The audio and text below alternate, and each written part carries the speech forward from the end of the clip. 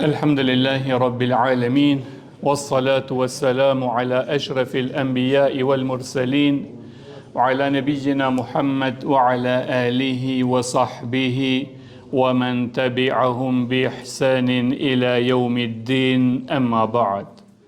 Falenderimet, lavdrimet, adhurimet, hamdi qoftë vetëm Allahut Azza wa Jall, ndërsa salavatet dhe selamet të përzemërta i dërgojmë shëmbulltyrës tonë Muhammed Mustafa sallallahu alaihi wasallam, familjes së tij, shokëve të tij dhe të gjithë atyre cilët e ndjekin rrugën e tij deri në ditën e gjykimit. Allah na bëj prej tyre. Amin. Vëllezër të dashur besimtar, tema të cilën fillimisht do përkujtoja veten time, pastaj inshallah taala do t'ju përkujtoj edhe juve, ka të bëjë me temën kthimi i borxhit. Vëllezër të dashur, pejgamberi alayhi salatu wassalam në një hadith të tij në lidhje me kthimin e borxhit, ai thot kështu: An Jabir radiallahu anhu qal, tregon Jabiri, Allahu qoftë i kënaqur me të, duke thënë: Tuwfiya rajulun faghassalnahu. Vdiq një njeri nga mesi jon dhe ne ja pastruam kufomën, wa hattannahu, po ashtu e parfumosëm, wa kaffannahu, e qefinosëm, e rregullum, e bëm gati komplet siç e kemi obligim ndaj të vdekurve tonë. Thumme atejna bihi Rasulillahi sallallahu alaihi wasallam. Pastaj e bëm gati, e dërguam në vendin ku pejgamberi alayhi salam i falte xhenazet, dhe kur e bëm komplet gati për namaz, shkuam e thirrëm pejgamberin sallallahu alaihi wasallam që të vi dhe të ja fal xhenazen këtij vllaut ton të vdekur. Fakulna tusalli alejh, shkuam dhe i tham pejgamberit alayhi salam, tusalli alejh, pra a do t'ja falësh xhenazen këtij vllaut ton? Fa khata khuta thumma qal. U afrua pejgamberi alayhi salam dhe bëri disa hapa drejt kufomës, edhe tha: E alejhi dejn, subhanallah, shifni çfarë tha? E alejhi dejn, tha, a ka borxh ta ky njeri? Kulna dinaron, i tham që ka vetëm 2 dinar, ka borxh vetëm 2 dinar. Fansarafa fatahammalahuma Abu Qatada. Çfarë bëri pejgamberi sa kur i thanë se ka 2 dinar borxh? U largua pejgamberi alayhi salam dhe nuk vazhdoi më hapat e tij drejt xhenazës që t'ja fal atij. Dhe atëherë ndërkohë, elhamdulillah, u paraqit Katadeja edhe e mori përsipër larjen apo kthimin e borxhit 2 dinar të cilët aja kishte atij njeriut. Fa'ataynahu faqala Abu Qatada ad-dinari alayya. Pra, tha Abu Qatada, o i dërguari Allahut, ato 2 dinar që i ka ky vllau jon borxh, ato janë të mijat. Unë do t'ja laj këtij vllau ton ato 2 dinar borxh. Faqala Rasulillahi sallallahu alaihi wasallam wa sahbihi haqqul gharimi wa bari'a minhuma al-mayyit. Tha, këtë hak a merr ti dhe do t'jetë i pastërt ky borxhliu dhe nuk do t'ja lipish ti ata 2 dinar që do t'i japish për të dhe ai do t'jetë i pastërt dhe kalon përgjegjësia e tij dhe ai nuk do të pyetet për ato 2 dinar. Kal, naam, u përgjigj Katadeja dhe tha, po ja Resul Allah, ato 2 dinar janë të mijat dhe unë e pagoj atë borxh. Dhe atë as nuk ja lipi dhe ai do t'jetë përpara Allahut përgjegjësia ime dhe ai nuk ka përgjegjësi. Fasalla alejhi. Edhe atëherë pejgamberi alayhi salatu wassalam ja fali gjenazen pra ati vllaut musliman. Thume kale ba'de dhalike bijom, mirë po, këtu është edhe mësimi. Këtu kuptohet pesha, këtu kuptohet madhështia, këtu kuptohet edhe rreziku i borxhit. Këtu kuptohet. Të nesërmen e pa pejgamberi alayhi salam, Katadin dhe i tha, ma fa'ale dinaron. Shifni? Ma fa'ale dinaron. Pra, çfarë u bë me ata 2 dinarët? A i pagove? Pra nga rëndësia e çështjes, shkoj dhe nuk përfundoj me aq, po vazhdoj pejgamberi alayhi salam. Pse sa ai e dinte se ai që ka shkuar me borxh është në vështirësi derisa të paguhet borxhi. Çfarë thon? Fekale innema mata ams, ai nuk e kishte kuptuar kaq të rëndësishme, kaq të madha, ja Resul Allah, po djebe vdiq, inshallah dhe ta rregulloj, domethënë, me fjalë tjera, a çaq shumë shpejtohet ose në këtë drejtim? Fekal fa'ade ilayhi min al-gad. Shifni, nuk e ka lënë dhe nuk ka përfunduar pejgamberi alayhis salam me kaq. Po shkoi përsëri tek ata që i tham, faqale laqad qadaytuhuma. Çfarë bën ato 2 dinarët? Tha ja Resul Allah, sot tha isha edhe e pagova atë borxh. Faqale Rasulillahi sallallahu alaihi wasallam, al-ana baradat alaihi jildu. Subhanallah. Çfarë tha pejgamberi selam? Çtash ju ftoh ati lëkura e tij. Çtash ai ka pushuar. Çtash ai ka paq. Çtash ai është liruar. Përndryshe, mos dhash Zoti, kemi borxh dhe vdesim me të. Vërtet, hadithi na bën të qartë madhështinë e çështjes së borxhit dhe se është një çështje jo e lehtë, porse është një çështje e cila është jashtëzakonisht e vështirë, që vështirësia e saj përveç nënçmimit në jetën e dunjas, vështirësitë për të veç se ja fillojnë me jetën e borxhliut në varre. Pejgamberi sallallahu alaihi wasallam në fillim të Islamit, ai nuk ja u falte borxhlive xhenazën. S'ja u falte. Në fillim të Islamit nuk ja u falte xhenazën atyre që kishin borxh. Mirë po, e gjente mënyrën që të paguhet borxhi edhe më pastaj ja falte xhenazën. Mirë po,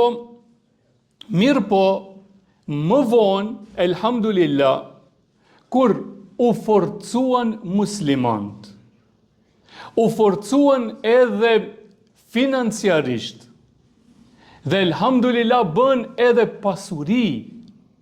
Çfarë vepronte pejgamberi alayhis salam? Ai filloi të ja u fal xhenazet edhe atyre që kishin borxh. Filloi t'u fal edhe atyre që kishin borxh. Pse? sepse ai nga pasuria që e kishte dhe shteti, ai nga ajo pasuri pastaj ua paguante borxhin. Nga ajo pasuri ua paguante borxhin. Pra kështu vazhdoi t'ua fal pejgamberi alayhi selam gjenazen pra shokëve të tij. O vëllezër, besimtari është i varur për borxhit të tij derisa ta paguaj atë.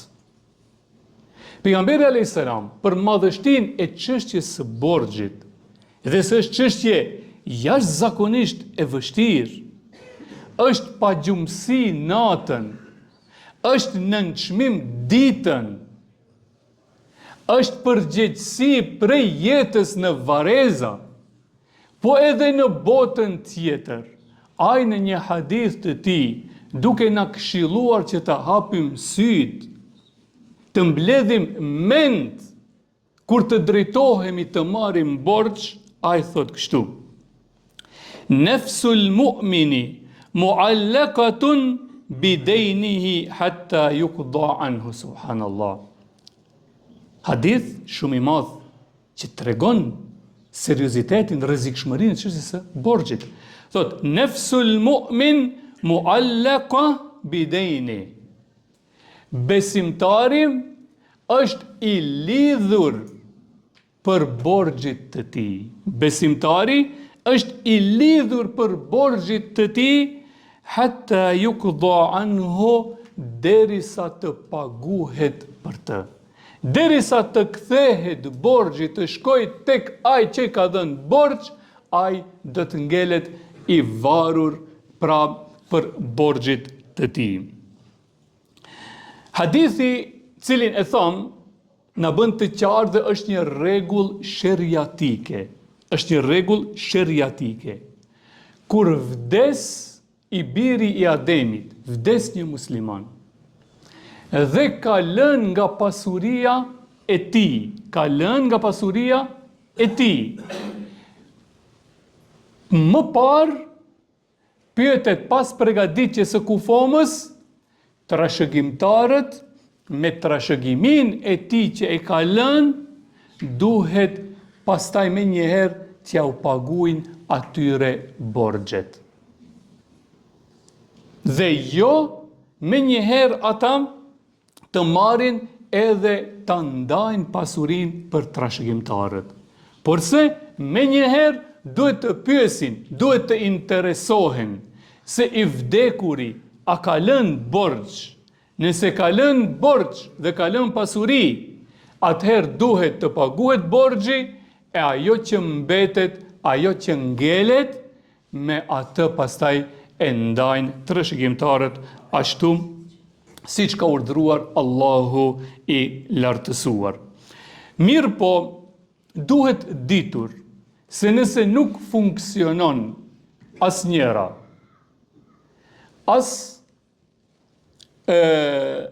nuk ke lënë pasuri që të paguhet borxhi, dhe askush nuk del që të ta paguaj atë borxh.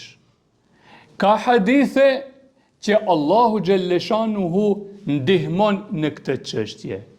Mirë po, ka tekste sheriatike, hadithe që borxhi është madje edhe pengesë për hyrjen tonë në xhennet.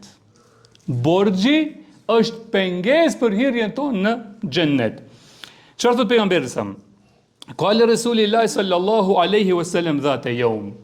Pejgamberi alayhis salam një ditë tha kështu: Ha huna ahadun min bani Najjar? Pyeti tha: a ka dikush këtu në mesin tuaj nga Banu Najjar? Fenada thalathan la yujibuhu ahad. Pyeti pejgamberi sa 3 herë dhe nuk i përgjigjeshte askush. Thumma inna rajulan ajaba. Dhe më në fund njëri nga personat që gjendeshin në grup u përgjigj dhe tha: Sami'ta nidai, tha, a i dëgjove ti thirrjen time? Qal na'am, Tha, po e dëgjova i dërguar Allahut. Qal, pastaj tha, inne fulanen alladhi tuwfiya minkum qad ihtabasa anil jannah. Subhanallah. Tha, personi i cili vdiq dhe e varosëm, shifni, personi i cili vdiq dhe e varosëm nga fisi juaj, ai është penguar që të hyjë në xhennetet e Allahu xhelleshanuhu. Min ajli dain alej, për shkak të borxhit që e ka. Shif, tekst në çështje. Është penguar hyrja e tij në xhennet për shkak të borxhit që e ka. Fa in shi'tum fafduhu wa in shi'tum faslimuhu ila adhabillah. Tha, nëse doni, paguanja borxhin atij dhe ai është i qetë dhe do të lirohet për në xhennet. E nëse doni që ai të jetë adhabillah në dënimin e Allahut, atëherë mos ja paguani borxhin. Pra vërtet tekste të qarta që na mësojnë neve madhështinë e çështjes së borxhit. Dhe të kujtohemi shumë herë para se të shkojmë edhe të hyjmë tek dikush në borxh, le t'i kujtojmë këto çështje. Dhe ta kujtojmë madhështinë e borxhit e pastaj të trokasim për të hyrë tek dikush në borxh. O vëllezër të dashur, aq është e rëndësishme çështja e borxhit. Aq është e vështirë, saqë Allahu nëpërmes pejgamberit alayhis salam, paramendoni, tregon se shahidit, dëshmorit, kjo na bën edhe më qartë, shahidit, dëshmorit, Allahu ja fal të gjitha gabimet. Të gjitha gabimet përveç borxhit. Subhanallah. Shahid, dëshmor, gjithçka i falet me namaz, me agjerim, me krejt i falet përveç borxhit. Çfarë thot pejgamberi sallallahu alajhi wasallam? Inna ar-rajul labitha ma sha Allah. Një njeri që ndroi në mexhlisin e pejgamberit alayhis salam për një kohë të caktuar. Thumë qal, dhe ai që ishte në atë mexhlis, pejgamberi sallallahu alajhi wasallam e pyeti: Ja Rasul Allah, in kutiltu fi sabilillah, nëse unë vritem në rrugë të Allahut të lartësuar, kaffer Allahu bihi khatayaja, a do të mi fal Allahu mua të gjitha gabimet dhe do të jem direkt nga xhenetlit? Fe kale Resulillah sallallahu alaihi wasallam, atëherë përgjigj pejgamberi sallam: In kutilte fi sabilillah sabiran muhtasiban, nëse vritesh në rrugë të Allahut, durimtar, duke shpresuar në shpërblimet e Allahut, muqbilan ghayra mudbir, dhe përpara dhe nuk ja kthen shpinën luftës, kaffer Allahu bihi khatayaka illa ad-dain. Allahu do t'i falet të gjitha mëkatet përveç borxhit. Kedhalike qala li Jibril. Pra kështu më mësoi mua Gjibrili. Pse? Sepse kjo është një çështje e cila ka të bëjë mes raporteve ndërnjerëzore.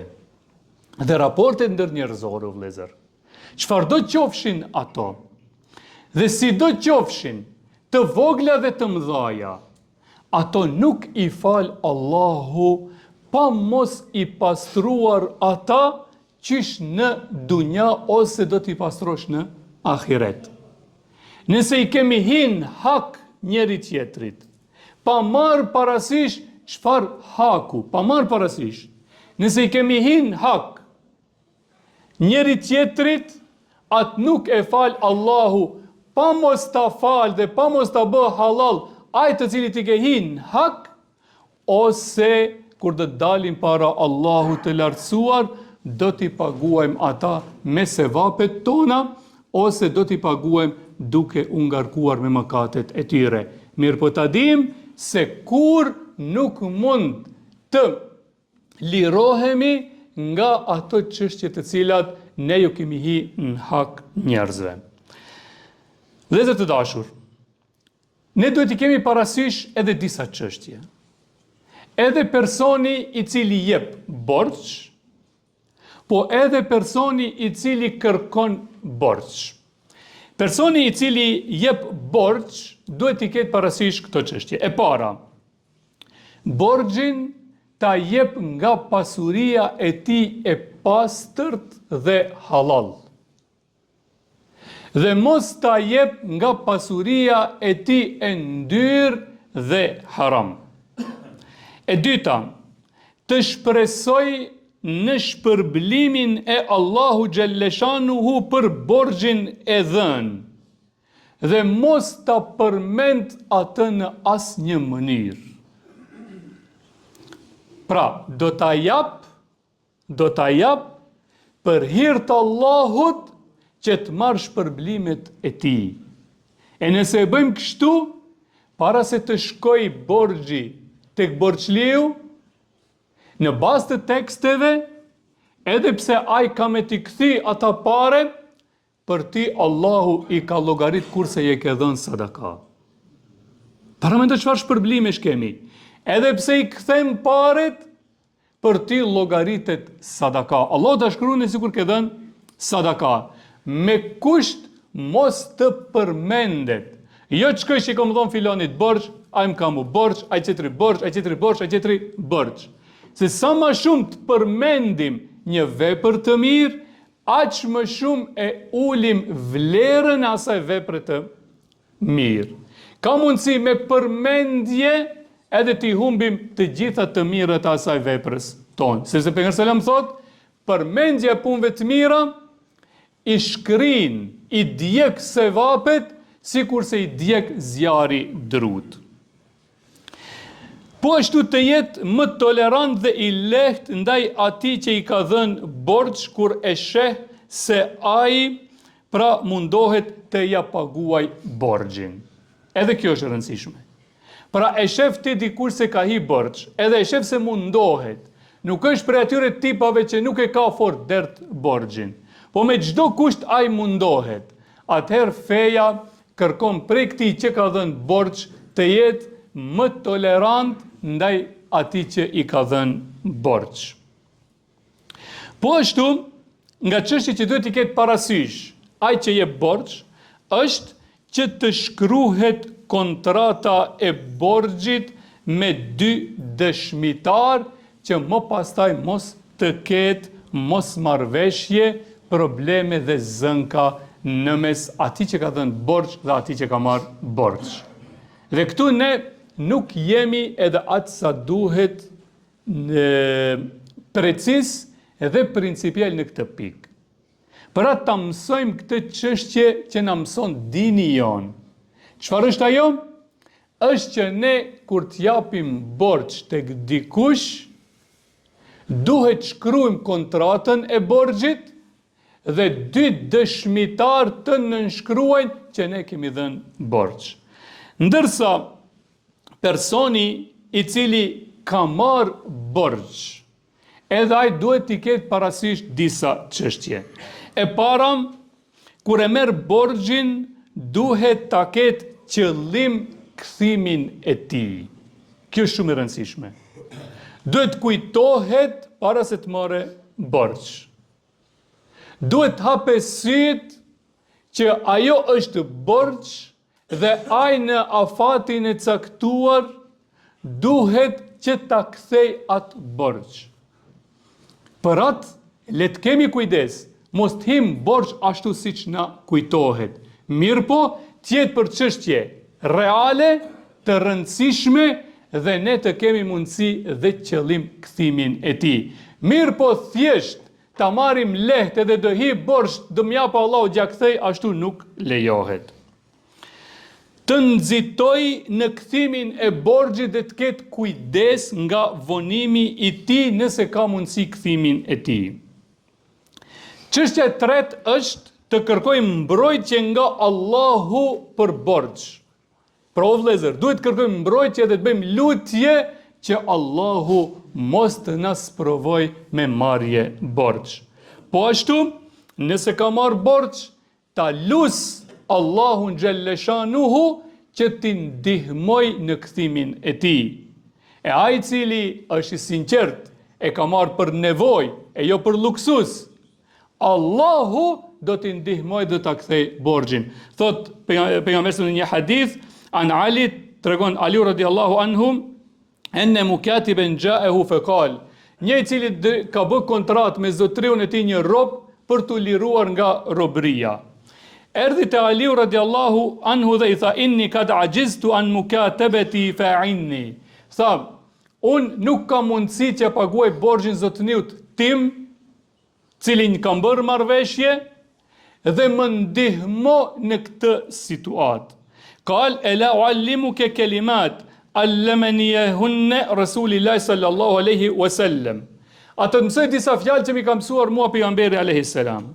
Lau kana alejke mithlu gjebeli sirin dejnen, eddahu Allahu ank, edhe se kur të kesh borx sa mali i sirit, është një mal thuhet në Yemen, Allahu gjithçan do të paguaj. Kal, tha thuaj, Allahumme kfini bi halalika an haramik. O Allah, më mjafto mua duke më dhënë pasuri me halal që nuk kam nevoj nga harami. Wagnini bi fadlike ammen siwak, dhe më ndihmo ti që unë mos jem i mvarur nga njerëzit. Lusë Allahun e lartësuar me emrat e tij të bukur dhe cilësitë e tij të larta, që çdo borxhliu musliman të ndihmoj Allahu që atë borxh ta kthej sa më parë.